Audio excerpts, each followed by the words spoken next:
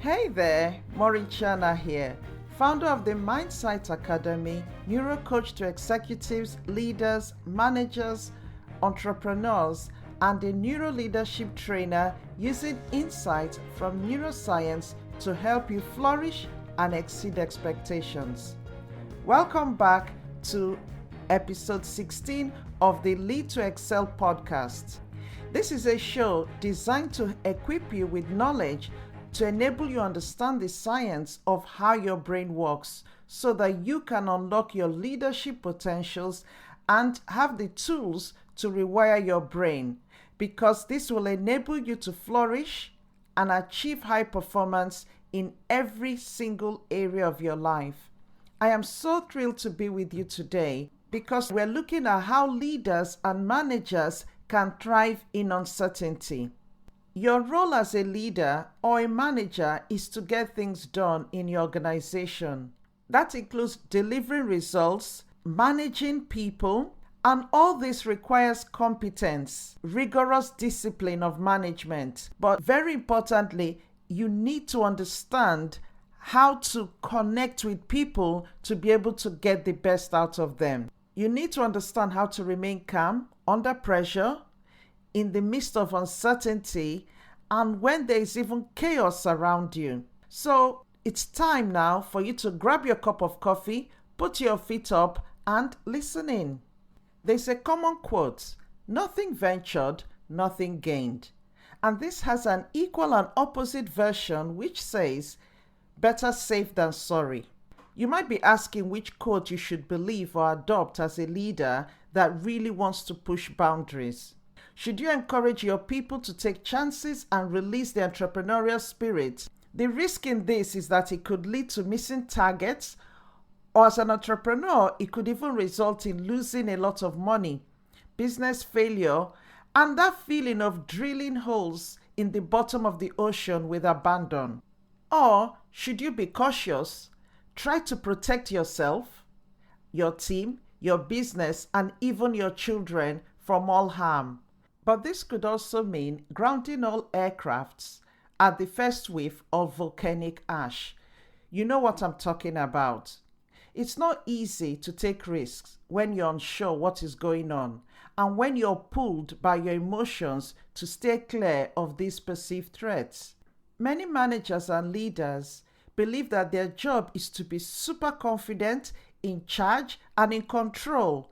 But this mindset is a very limiting one because we live in a world of constant change, great complexity, and uncertainty. We are totally out of control. Look at what's going on all over the world. Coronavirus, volcanoes, Brexit, bushfires, the madness of Washington. We're out of control. But that's an opportunity to learn. Being prepared that you might not even know what to say in a meeting, and being okay with that discomfort is where you need to get to. The main challenge that you face now as a manager or leader is the scale and pace of change. We all see how rapidly our systems, processes, and approaches can become irrelevant and no longer fit for purpose in a short space of time. Our digital and information world has created a very hyper-connected and fast world, so much so that people have stopped thinking. People have become very reactive and judgmental. Being unsure what to do is not limited to deciding what idea is going to work. It's also the uncertainty of how people are experiencing things inside their brain. What have they heard from what has been communicated to them? How are they with the new idea? How are they dealing with this change that you've told them about? How do they feel about failing? Understanding that failure is okay is extremely important, but a massive challenge for many organizations, managers, and leaders to comprehend. I don't hide the fact that I've failed so many times. And think about it. Most successful people have failed countless times. The important thing is what you learn from it. Now, my question to you is, what do you need to change to push forward? Let's take Amazon as an example. Amazon's Z Shop which was created in the late 90s to compete with eBay, failed woefully. But it led to the format and success of Amazon's marketplace today, which is an integrated model of being able to buy something from the vendor, buying something that is used, or buying something that is from a third party.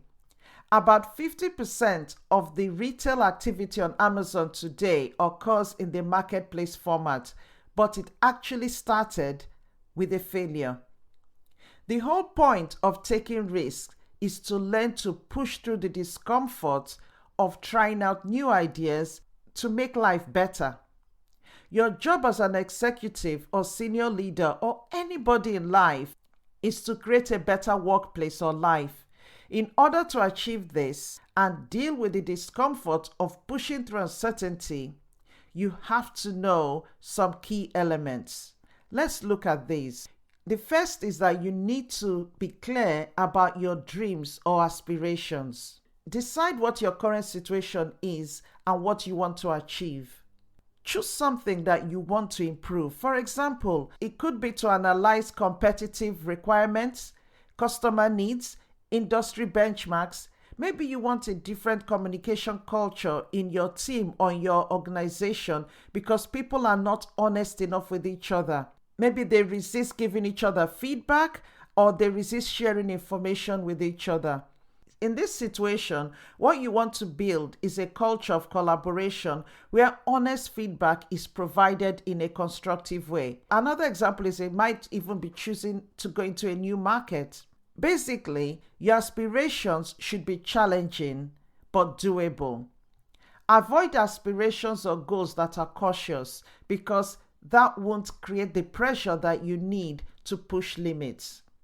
Involve your team and don't be put off by any disruption because that will most likely occur as people can be conflict avoidant. Choose something that you've been avoiding because you feel that it's difficult. Ask the right questions for yourself and your team. Questions like, how will this affect you? Where do things trip up? What happens when you have a member who's not functioning at a high level? This allows you to hone it so that you plan effectively right from the beginning with the facts that you have. To be able to do this, you need to be clear on your values individually and as a team collectively. And as a leader, you need to be clear on what your values are, what you stand on, and what you stand for. Know what you believe and what is important to you. And understand why you lead the way you do. What is your leadership style? Are you adaptable or are you fixed in one type of leadership style? Knowing your values will enable you to trust your intuition. Values such as love, fairness, justice, equality, trust are really important, and that will guide you in being able to take effective actions. The next thing is you need to be comfortable being uncomfortable. When you move out of a comfort zone or experience something new, you often feel vulnerable and weak. You don't feel in control because of the uncertainty of the situation that you're in. To be able to overcome this kind of situation, you need a new mindset that leaves behind old assumptions, old beliefs, and adopts new ways to move forward. This is exactly the mindset you need when confronted with challenges and obstacles. The fact is that if you continually and deliberately place yourself in situations that are out of your comfort zone, you become more prepared to deal with the unknown. With experience and practice, you then find that you can predict your responses to the unknown with greater accuracy. This is a very important component of mental toughness. That's the ability to choose your response when confronted with the unknown rather than simply reacting to your situations.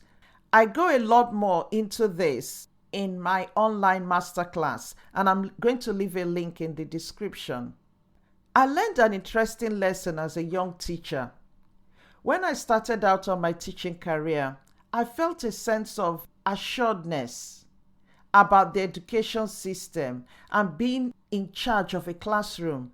I had assumed that all I had to focus on was delivering information to my students.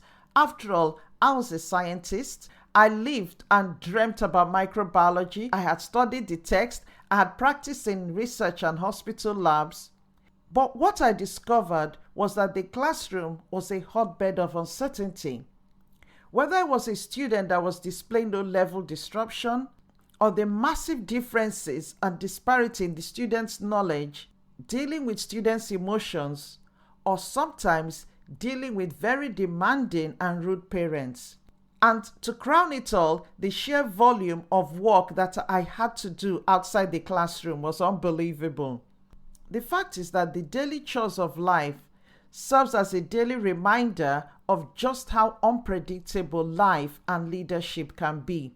So it's important to learn to be comfortable being uncomfortable. If not, you find that you create so much stress in your life that you can't even cope or deal with. Learn to embrace the uneasiness and embrace challenges. Learn to support your people by being transparent and communicate effectively with them to enable you and them build brain muscle to push through these obstacles and blockers, build resilience, and excel. Don't worry about failing. The important thing is what you learn from the process. The next thing we'll look at is you need to be aware of self-sabotaging behaviors. These are defensive behaviors that are very common in business and life. We all know them. The best intentioned managers can unwittingly get in their team members' way without even realizing it. A typical example is micromanaging. As a manager, your primary responsibility is to support your direct reports so that they can do their jobs effectively and you're able to remove any barriers that might stand in their way. But you find that many managers feel the need to be in control of everything, requiring employees to check in on every project with them, which then adds another layer of administration that can hamper productivity and slow down the progress of the project or the results that you want to achieve. Effective managers don't get caught up in every detail of what the employees are doing, especially the ones that they know are well trained and competent. You need to trust them to be able to build them up. You need to trust them for them to believe that you believe in them, because that is what will enable them be able to bring out their best. Successful managers create systems for employees to run things without them as much as possible. The importance of watching out for these self-sabotaging behaviors is that you learn to recognize them and switch strategies. So watch out for things like micromanagement we've talked about, perfectionism, conflict avoidance, and disengagement. These things are so common. So when you find yourself over-obsessing about things, either the way people are doing it because it's not the way you would have done it, or you find yourself frustrated with your team because they haven't either prepared the slides or reports that you asked them to do. Instead, stop and ask yourself the question, the method that they're using, will they achieve the same results? Does it have to be your way? You could ask yourself questions like, is this proposal really a winning proposal for this client? Once you find yourself doing any of these things, go, oh gosh, okay, I am micromanaging. It's time to stop. Now you need to get into a strategy of stopping yourself, stopping the speeding train of you reacting and being able to now ask the questions. What do we need to do here? Have we spent enough time on this work? Is this okay to do it this way? When you move from reactivity to activity, you're going out in a learning mindset. When you go from reactivity to activity, you find that you cause yourself less stress, but also you don't create stress for your team or team members. Another point is that delivering negative feedback can be uncomfortable and difficult for managers. Many managers often cloud criticism in a favorable light in order not to hurt or upset their employees, but this leads to employees interpreting this feedback as more positive than it's actually intended. A lot of people believe that their internal dialogue is more apparent to other people than it actually is. And I found myself asking my husband sometimes, do you think I'm a mind reader? I don't know what's going on in your head. So the assumption that their own intentions are easily discernible by others prevents them from making the effort required to communicate their thoughts in a clear, succinct, direct, and understandable way. The difference between what managers assume that the employees have understood and what the employees actually have understood increases usually when the feedback is very negative. This is due to the manager's assumption that their own opinions are already evident and that employees perceive the feedback more negatively than they do. So a lot of managers end up misjudging the effort required to communicate their feedback and leave employees with impressions that are too vague to comprehend. And then they find themselves going on in this loop where the employee then feels, okay, this is the only thing that I need to improve on, but generally I'm doing very well. And then they're still underperforming. And the manager gets really upset that they've been giving them feedback, but nothing is happening. And I've witnessed this quite often in the role I do as a consultant. One example was I had to literally go and shadow this manager, sit in the meeting where the manager was giving feedback to the employee.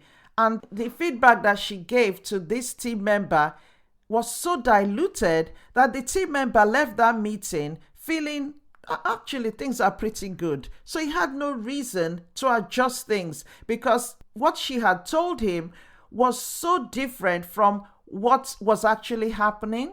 And giving feedback is so important. Let me know if you want a podcast on how to give feedback effectively. If you do, leave a comment in the review session and I'll do a podcast on how to give effective feedback. It's letting a lot of people down and it's creating a lot of issues in terms of a lot of teams and organizations not able to meet their targets, mainly because managers don't know how to give feedback effectively.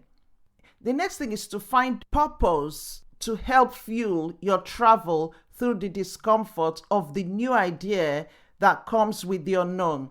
This is really key for middle managers in particular. The important thing is when you and your team have been given a task to achieve, come to your team as being part of them that, see guys, this is what we need to do.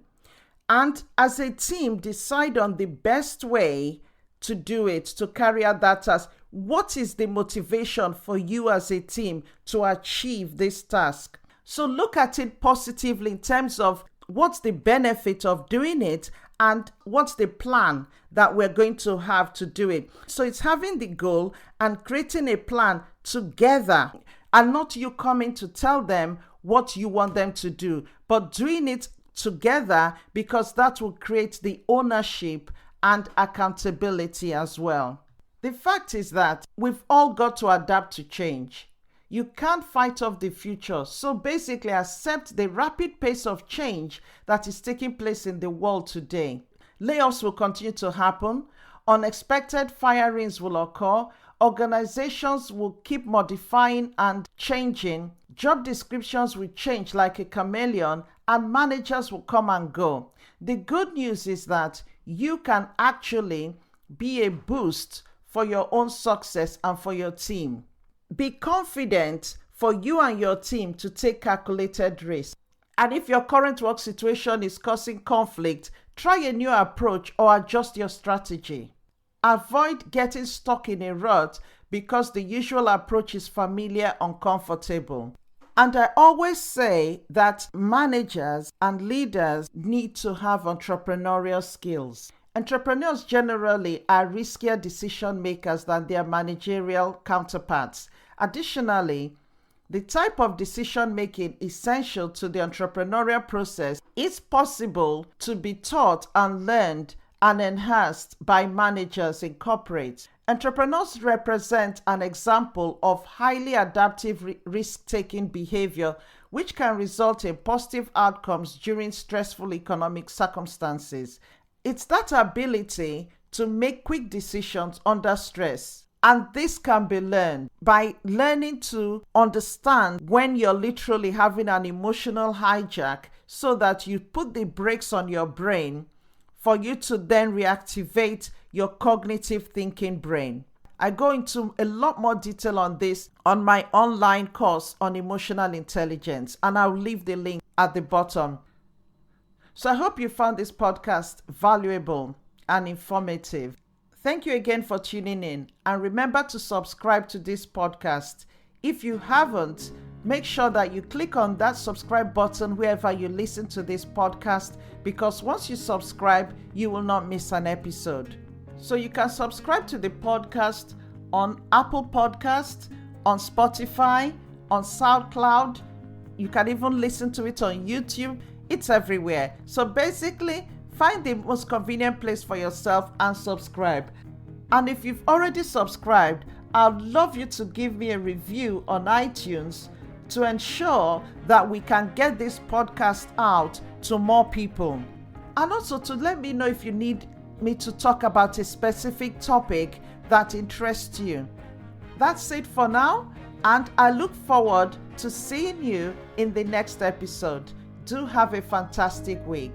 Bye for now.